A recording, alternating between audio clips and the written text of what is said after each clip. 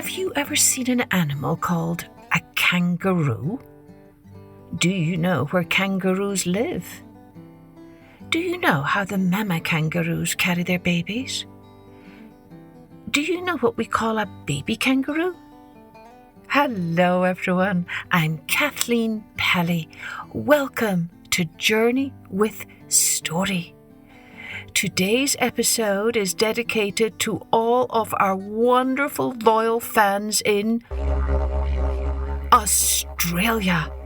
We get many lovely messages and drawings from our Australian listeners, and so we want you to know how much we appreciate all of your support and encouragement from Australia. Thank you.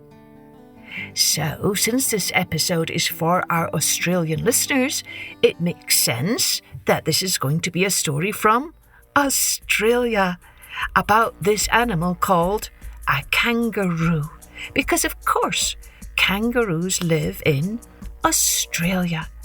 The babies are called joeys, and the mamas carry their joeys in a pouch. We call animals that have pouches marsupials. Oh, how would you like some colouring sheets to go along with some of our favourite fairy tale episodes from this podcast? Can you go and get your mummy or daddy or grown up, ask them to take a listen, and let's see how to do that? Hello, grown-ups. If you'd like some colouring sheets of our 5 favourite fairy tale episodes, then you can just go to www.journeywithstory.com and click there, and you'll have 5 favourite fairy tale colouring sheets. You can do it right now. Just hit pause, and I'll be right here when you come back. Okay, did some of you do that? Great. And if you did, you'll see there's one blank page there in those colouring sheets, and that is for you to draw your favourite part of whatever episode you're listening to. It could be this one or another one. Let's take a journey with how the kangaroo got its pouch. Long ago, the kangaroo was grooming her joey on the bank of a brook. They liked to listen to the water burble as the mama combed her baby's fur. On this day, an old wombat staggered toward them. "Oh dear," the kangaroo whispered to her baby. "This wombat is old and sick. He is so old, he must have great-grandchildren already." The mother kangaroo thought she heard the sound of weeping. As the wombat stumbled closer, she heard him say, "Useless and worthless, worthless and useless." "What is the trouble, friend wombat?" she asked. "Huh?" he said, startled. "Who said that?"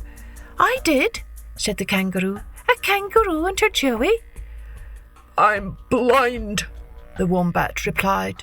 "Nobody wants me around. Nobody thinks about me. I'm no good anymore. They've abandoned me, all of them." The kangaroo, who had a tender heart, said, "Oh, it's not as bad as all that. I'll be your friend. My joey and I will show you where the tastiest grass grows." She let the wombat hold her tail. Then slowly she led him over to the juiciest grass and the cleanest water. The old wombat sighed with pleasure. It made the kangaroo happy to see him feeling better.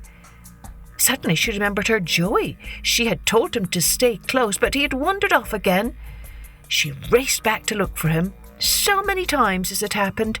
She'd looked for food, and when she looked up, he had wandered off. It scared her terribly.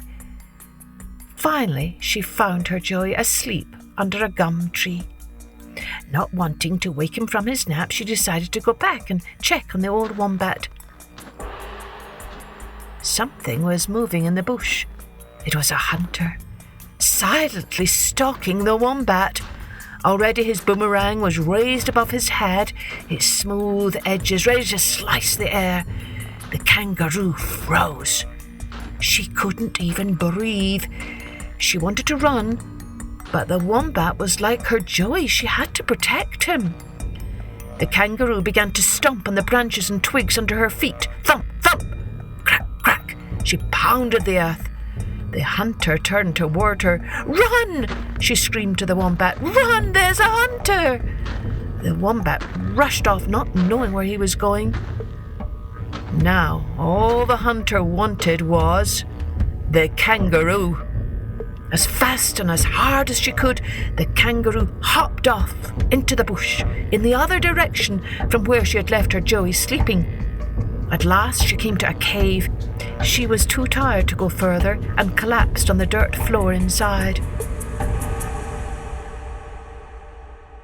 At least the hunter would have to kill her in the cool dark, not out in the open where other animals would be forced to watch. But the hunter ran right past the mouth of the cave. He had not seen her. The kangaroo stayed still, waiting and listening for his return. She dared not leave her hiding spot yet. Soon, she saw the hunter again, walking back past the mouth of the cave, his boomerang hanging from his hand.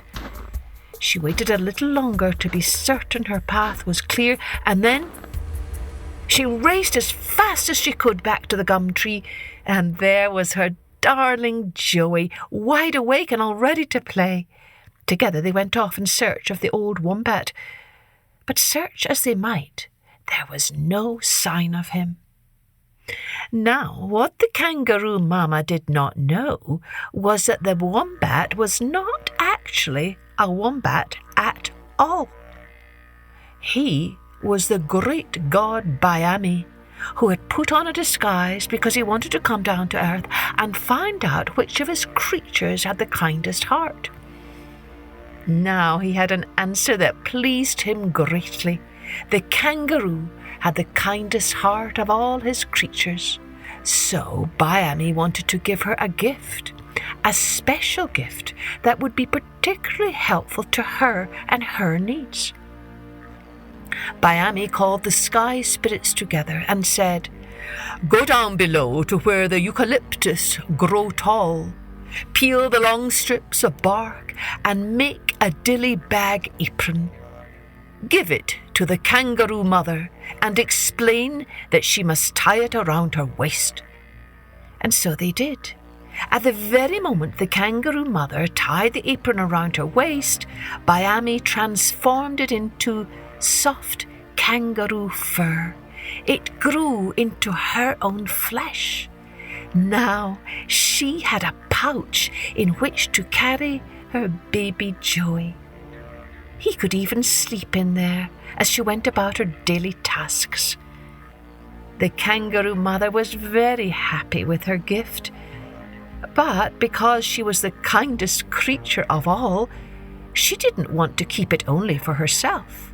She thought about the other kangaroo mothers and about the wallaby mothers and the kangaroo rats and all the other marsupials. Byamee loved the kangaroo's generous heart, so he decided to make pouches for all the other marsupial mothers. Ever since then, their babies almost never get lost.